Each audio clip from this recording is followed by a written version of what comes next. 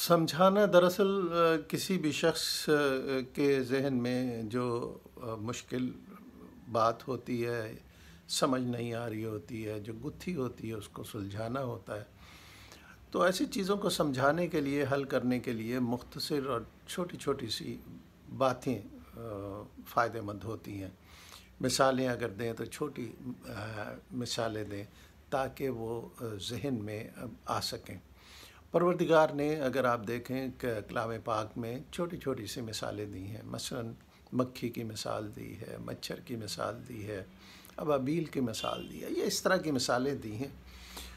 तो ये छोटी मिसालें देने के पीछे हमें हिकमत में यही नज़र आती है, वैसे परवरदिगार बेहतर जानता है, लेकिन में हिकमत यही नज़र आती है कि हम इंसान छोटी मिसालों से ज़्यादा बेहतर समझ सकते हैं।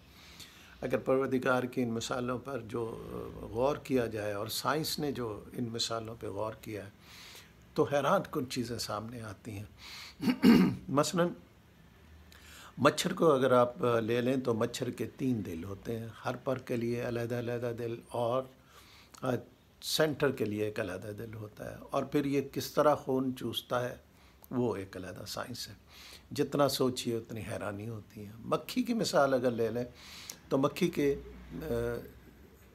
100 आँखें होती हैं और 48 उसके दांत होते हैं। अब अंदाज़ा लगाइए कितनी छोटी सी मखलूक है, 100 आँखें और 48 दांत हैं।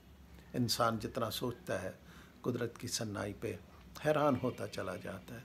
तो छोटी मिसालें, छोटी बातें हमें कॉन्सेप्ट को क्लियर करने में ज़्यादा फ़ायदेमंद होती हैं।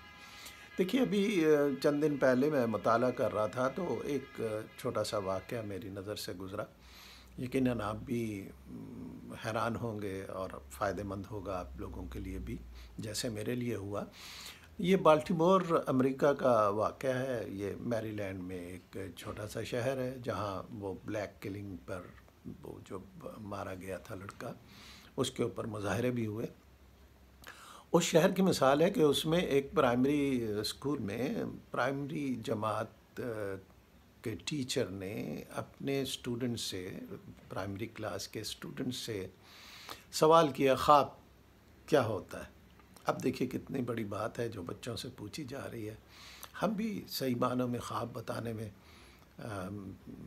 कामयाब नहीं हो पाते। नफ्सियात में पढ़ें तो फिर शऊर, लाशऊर, तहत शऊर, कुछ ख्वाहिशात, छुपी हुई ख्वाहिशात, तमन्नाएँ, इस तरह की बातें होती हैं। तो जब टीचर ने ये सवाल किया तो बच्चे जवाब ना दे पाए, लेकिन एक बच्चे ने जवाब दिया, बड़ा हैरान कुन जवाब, और जवाब सादा सा था। उसने कहा कि जनाब, ये ख्वाब वो टेलीविज़न है जिसे हम सोते हुए देखते हैं। अब आप देखिए कि टेलीविज़न में हम अपनी पसंद की चीज़ें देखते हैं और बाज़ औक़ात ऐसी चीज़ें भी हम देख लेते हैं जो हमें पसंद नहीं होती। ख्वाब में यही कुछ होता है। हम अपनी जो ख्वाहिशात हैं उनको उसमें देख लेते हैं, मुख्तलिफ़ किस्म की, जो हम चाहते हैं, जो हमने हासिल किया है, जो हम हासिल नहीं कर पाए, जिन चीज़ों को हम बुरा समझते हैं, जिनसे हम डरते हैं, जिनसे दूर रहना चाहते हैं, इसी तरह की सारी चीज़ें हमें ख्वाब में नज़र आती हैं। तो देखिए बच्चे ने कितनी खूबसूरती से एक छोटी सी मिसाल से ख्वाब को समझाया।